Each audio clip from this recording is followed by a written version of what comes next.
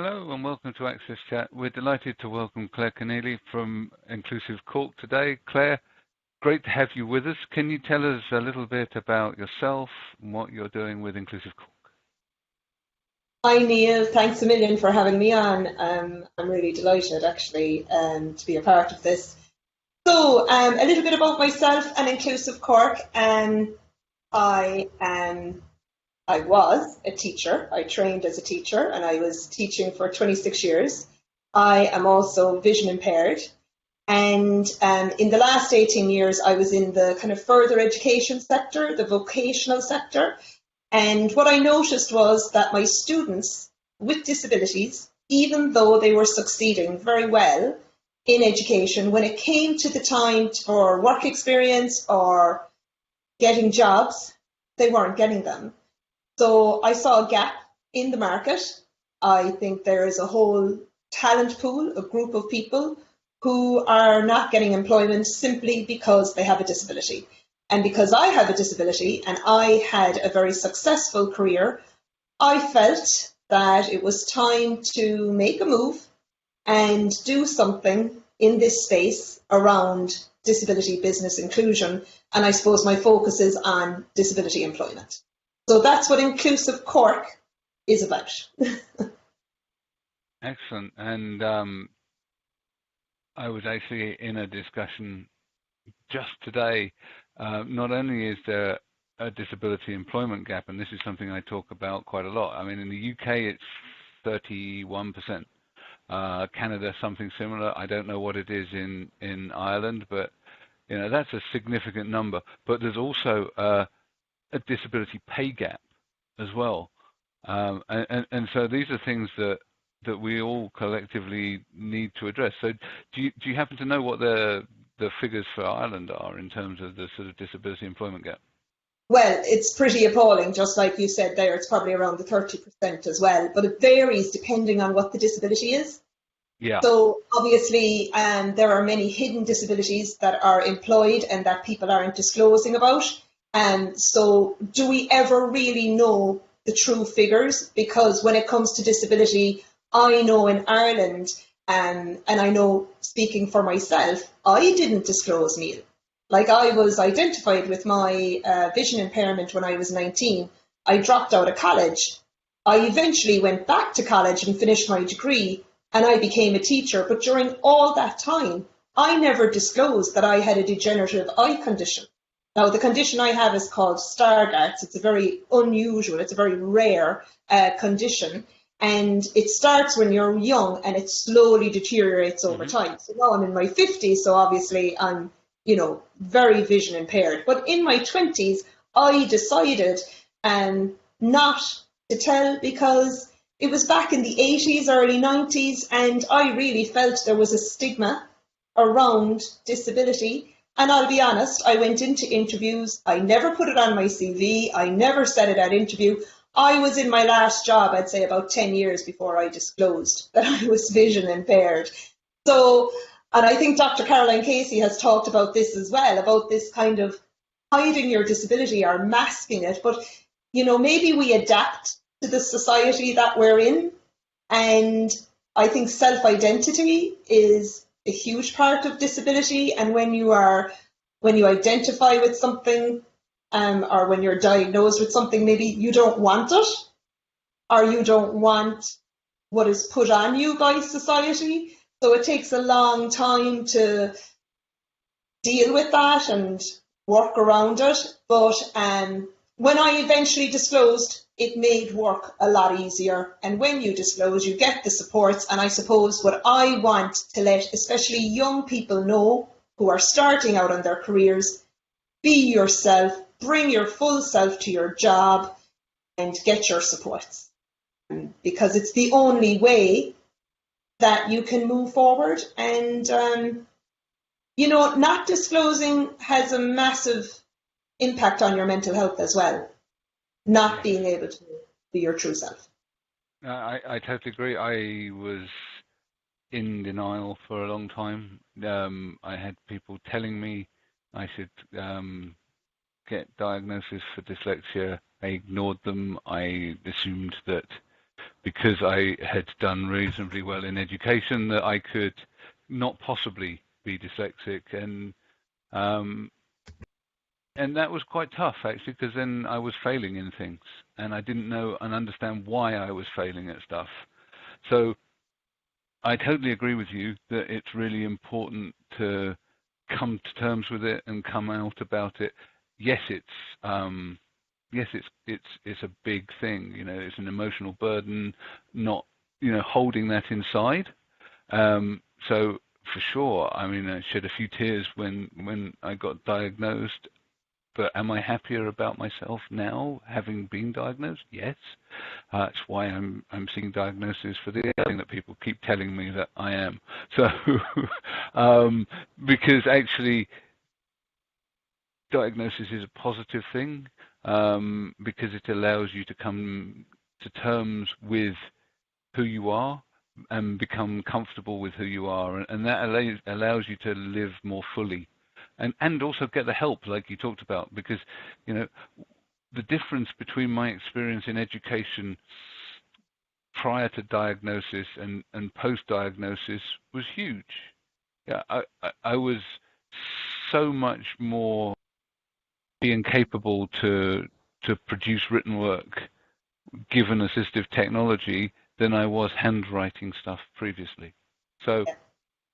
That's just me. I know Debra's got a question. I just wanted one final thing, and that was the self-identity thing.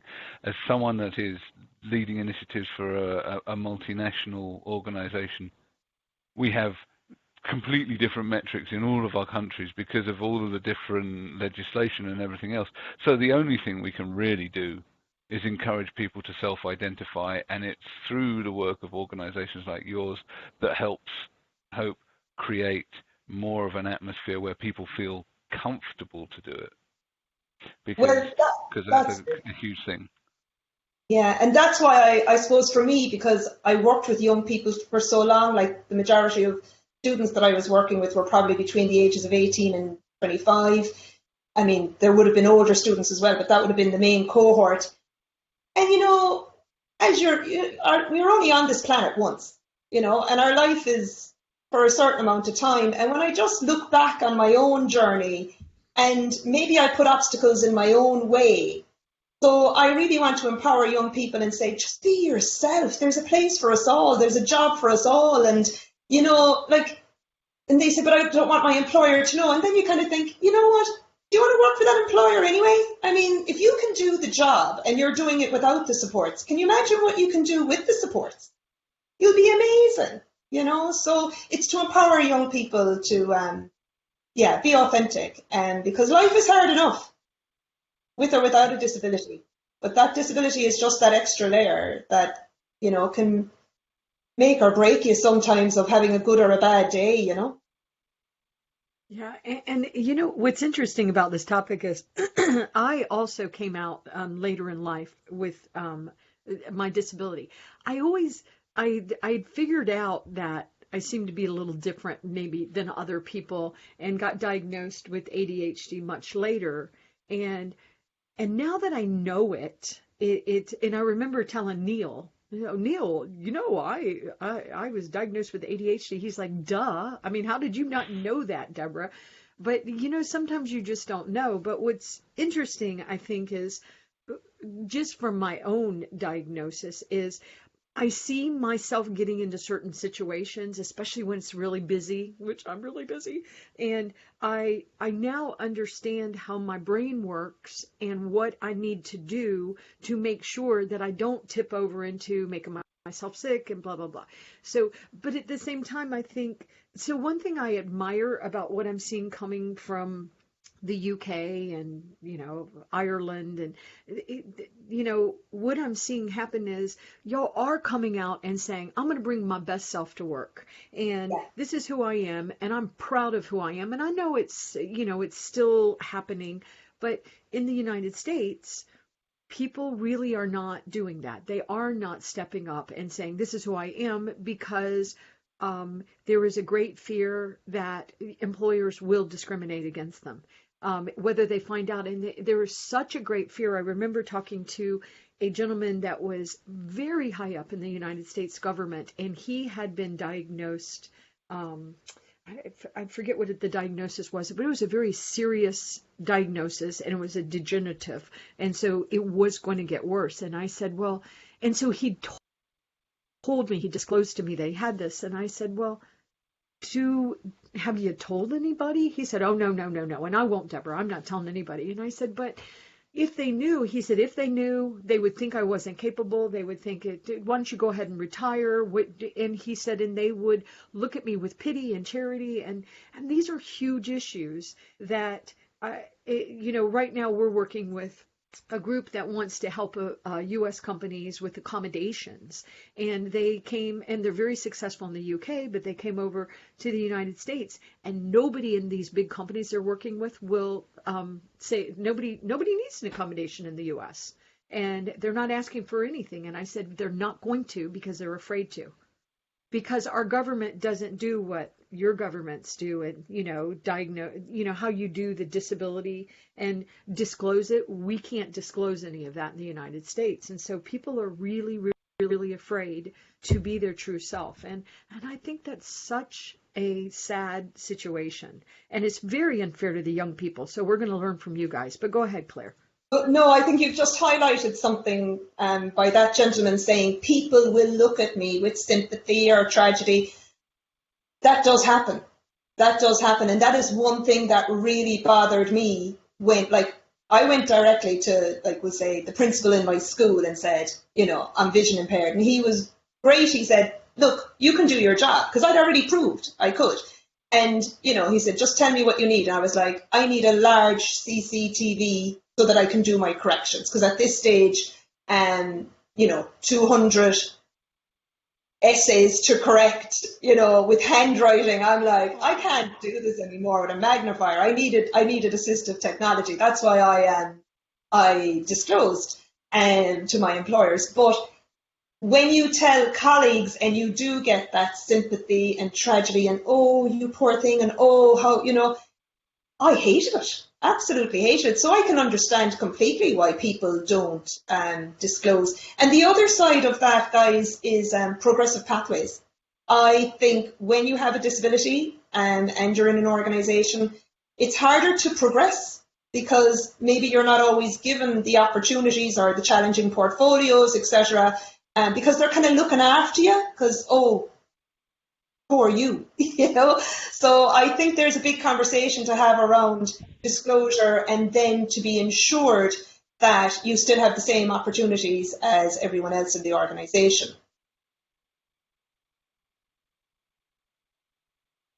Yeah, huge point. I agree. And I think also, as I think it's a really important thing for us to talk about as societies, because if people are afraid to disclose, not only does it hurt them, but it's hurting the company's bottom lines. And I think that's what employers don't understand, is that if you will allow people to get the accommodations that they need, and it might be a very, very simple accommodation.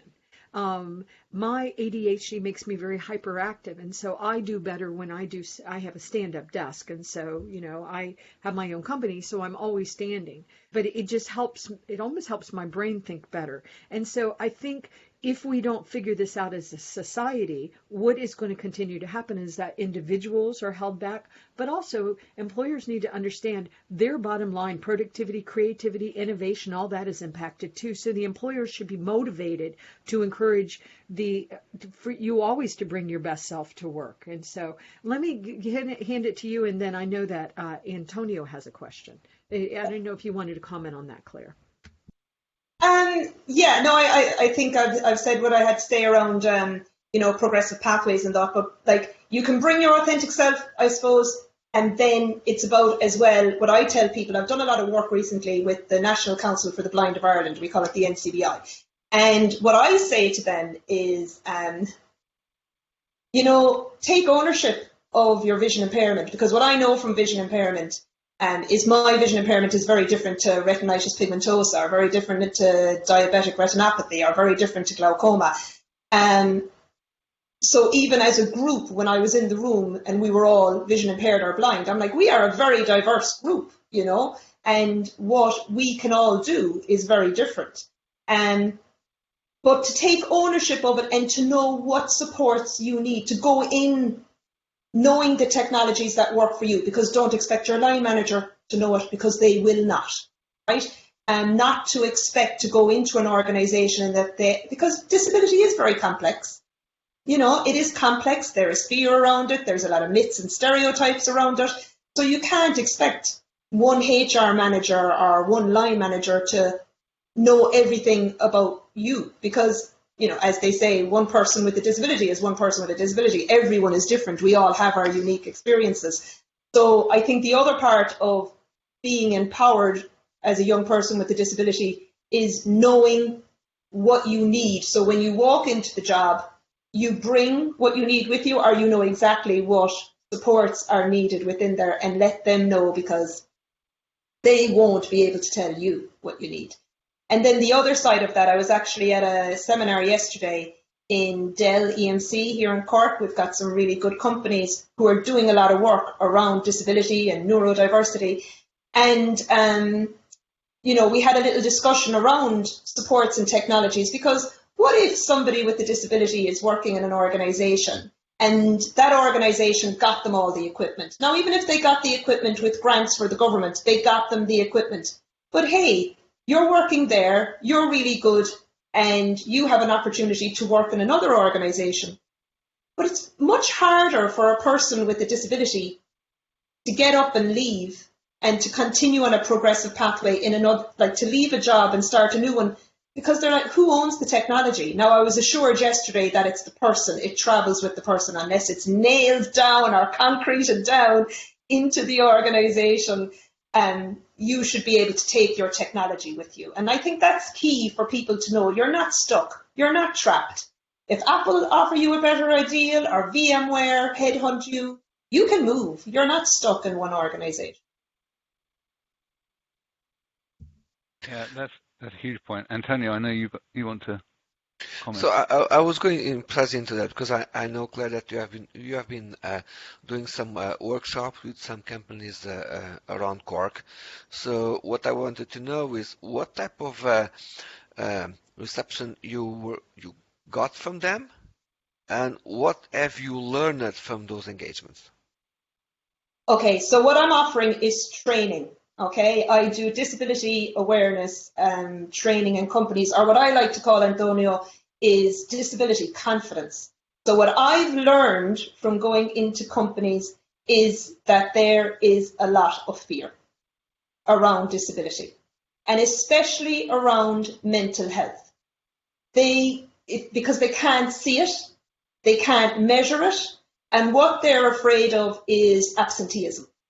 That if they hire people with disabilities, that they will not show up to work. I think when they see someone like me and they think, oh, vision impairment, we can handle that, you know, we buy you a big screen, or, you know, we give you some software like JAWS, then you can work. But I always say, because I'm very open about my own mental health, I'm like, do you really think you get a diagnosis at age 19 that you're going to lose your eyesight and it doesn't affect or impact your mental health? Like, hello, of course it does. And look, I suppose what I've learned through my life is that everyone is impacted by mental health issues at some stage of their life, whether it's grief or, you know, marital breakdown or whatever. We're all impacted and having to look after our mental health in some way. So what I've learned is that we need to talk about it. We need to open the kimono, be raw, and talk straight and practical, and to offer practical solutions around it. And what I always say is, especially if I'm in a group, I've done talks in different companies and I've done trainings, but what I always let people know as well, you are under no legal obligation to disclose your disability. No legal obligation in Ireland to disclose your disability. I advise you, I think it's a great idea to disclose and get the supports, but you don't have to. So that people know they can do it when they're ready, and that's especially around hidden disability. you know. I think employers need the supports, and I don't think they're very aware of all the government supports that are available. So I spend a lot of time actually, I do a podcast, and Antonio and Debra, you've both been on my DisruptAbility podcast. And a lot of time is spent on the podcast on just informing businesses of the supports that are available to them to be able to employ, recruit and retain disability in the workplace. Because what I notice is some organizations in Ireland are on that journey, but their counterparts in other parts of the world, they already addressed some of the issues, but they are still trying to figure out how to address them here. We have, in the past, we had guests from VMware who are working in accessibility and inclusion inside that organization, and they are recognized leaders on their field of expertise. So I think it's for Irish organizations, it's also particularly important sometimes when we're talking about international organizations to connect internally, because they are going to be able to find a lot of people in their own organizations who are working in the exact same topics, somewhere around. I totally agree. For example, you're dead right with VMware. You know, they're doing amazing work out there, and I spoke recently at the VM Inclusion conference. But I've also interviewed Sherry Haber-Byrne, as ye did on #AXSChat, and what a resource they have. I mean, she is amazing, the information that she has. And I wanted her on DisruptAbility to be able to share with my listeners all of this information. I think that's key. And look, we're in a space with diversity and inclusion, especially I think with disability business inclusion, where we are willing to share, and I suppose I'm very lucky. I'm at the beginning of my journey with Inclusive Cork, and I mean, Antonio, Debra, Neil, you've all come right behind me with Inclusive Cork, and I really appreciate that. And I suppose one of my mottos here is that I want best international practice, but implemented at a local level. And I called it Inclusive Cork because I don't drive anymore, right? I want to be able to do something at a local level in Cork City because, I also have 2 kids, the dinner has to be cooked, life is going on. I'm one person, all right? So I'm not calling myself inclusive, global, the world yet, all right? Because my priority is my relationship and my kids and my own self-care and health, and then making Cork as inclusive as I possibly can. And part of that is the DisruptAbility podcast. So talking to the experts in Palo Alto or in Virginia or in England, wherever you are, share what works. And then I'll share it here in Cork or in Kerry or wherever I can get to and let Irish people know about it too. That's all I can do at the moment. Maybe it'll get bigger in the future, but at the moment I can just do what one woman can do. Excellent. And those conversations are really valuable, and those interconnections are really valuable too. I totally agree with Antonio. We were in Spain and we were talking to VMware people, and they were like, "Oh, we didn't know about Sherry." Oh. Well, yeah, you've got this resource, and that's not uncommon. This happens a lot.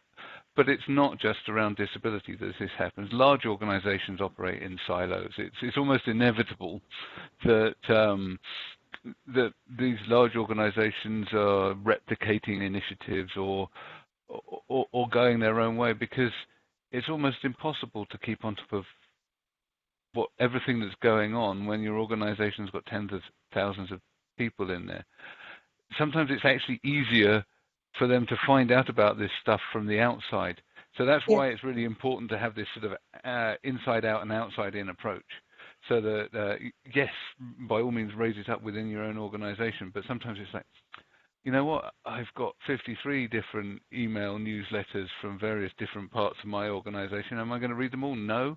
Am I going to sort of sit down over, a glass of wine on a Friday night and check out some of the social media feeds? Yes. So then, it's another opportunity to connect those people. Debra, I know you've got a comment. I thought it was such a good point that Antonio and Claire, you were both making, in that I see this as well in that you will see companies that are trying really hard to include people with disabilities, retain the talent, accommodate people. They're really trying to do a good job of inclusion. But they're not just a national employer, and so I'll see that they're doing it, they're making efforts, say, in the UK, maybe in the United States, almost always in the United States because of the compliance and the litigation that we're doing here. So whether or not our litigation efforts are making us better or actually causing a big divides between the community of people with disabilities and the employers, that's a whole nother show. But I see companies that are making a lot of efforts, like, for example, in the US and the UK, but they have employees in a lot of other countries and they make zero efforts there. And I say to them, why are you doing it, for example, just in the US? Is it because you're afraid we're going to sue you? Is this not really part of the core of who you are as a company, which I think was sort of the point that Antonio was making. And I love what you said, Claire, in that I want to make a difference locally. I have work balance. I want to be here for my children, my family, but I want to make a difference right here. And I think that was just such an important point, that we do have to look at this globally, nationally, in my case, statewide, because every single state in the United States does things differently, and then locally. Those things are so important. But I think corporate brands send the wrong message when they're just focused on some really cool stuff, but it's only in the US and in the UK, because there's so much innovation happening in the UK. And in the US, there's so much innovation happening there too, but so much litigation. I think that corporations send the community the wrong message by not making this a commitment across their employee base. So, it's more of a statement, but Claire, I didn't know if you wanted to address that. No, I think, you know what, Barbara, you've made a very important point. And I came from public service, okay, where I was always working with people. And I'll be honest, when I jumped ship and I was coming into private sector and, going into corporations, I felt a bit like an alien because the language is very different. But what I realised is we're all still people. They're the same people working in Apple or Dell or VMware than they are in any secondary school or further education college that I had worked in already. And I think corporations really need to think about people. I mean, their people are the most important asset, right? And Tony, you asked me earlier, what have I learned from going into organizations? What I learned is they want to quantify it all the time. Like, what percentage of people do we have with disabilities? And I'm saying to them, you have so many people with disabilities who will never tell you they have a disability because they won't disclose. But we've talked about the whole disclosure thing. If companies and corporations really want to support disability in the workplace, I think they could even look at parents with children with disabilities. Because what I'm hearing from my friends who have children with disabilities, or from other professionals who are either educational psychologists or speech and language therapists, and they're on these multidisciplinary teams and they are giving the diagnosis of whatever disability, they feel they are letting the parents walk out the door and the parents are absolutely stunned. They don't know where to go. There are very few supports for them. And I think that's one place where multinationals and corporations could come in, and instead of just always looking for the person who is disabled to put up their hand and say, hey, I'm disabled, you can tick me as one of your percentage points. Start running programs for education and supports for the parents of children with disabilities. Or, as I often say when I go in and I do training, I'm like, look, 1 in 7 people in Ireland, according to the last census in 2016, according to that, 1 in 7 people have a disability in Ireland, right? Now, I think it's probably higher than that, right? That it's probably 1 in 6 or 1 in 5, right? But 1 in 7 who tick the box, right? But 1 in 3 of us love someone who has a disability. Okay, so say I'm a family of four, I have a husband and two kids. I'm the one who's vision impaired. My kids get it. Like, they know when we're going into a restaurant or when we're going into a hotel. They're like, oh, Mum, you're going to love this. Oh, Mum, you're going to hate this. They know because they love me and they've lived with it all their lives, and it's very normalized, it's mainstreamed in our house, okay? And I think when I do disability confidence training, I say, look, this isn't just for the workplace. Because I know you work and you work very hard when you're in the workplace, but you go out and you have, other relationships. Maybe you are a leader in a scout group. Maybe you are a referee in a under 12s rugby game on Saturday. Maybe you're training soccer or tennis or coaching swimming. You're going to meet disability everywhere. Everywhere. You're going to have kids or young adults or older people in your life, your neighbours, etc. And you want to be confident with that wheelchair or with that interpreter or with that companion dog or guide dog or service dog, So when I do the training, I'm like, yes, your company is providing you this training in your company, but it's not just for the company, because it's about the community. It's about the people. It's about our quality of life while we are on this earth, that it is a good one, and to be kind and compassionate and include everyone. Just include everyone. Yep, wonderful. Just so you know, and maybe we can share with you, we have within our organization a carers network. So we totally get the need for, if we want to include people with disabilities and be disability inclusive, that includes the parents and the partners and everything else. And a couple of years back, we actually produced, our network produced a storybook. So people were telling their stories from the perspective of being a parent or a person with a disability, and we put that out, and that's been really well received, because actually those personal stories help create the atmosphere that enables people to feel more comfortable about disclosing or identifying, because disclosure sounds like a dirty word.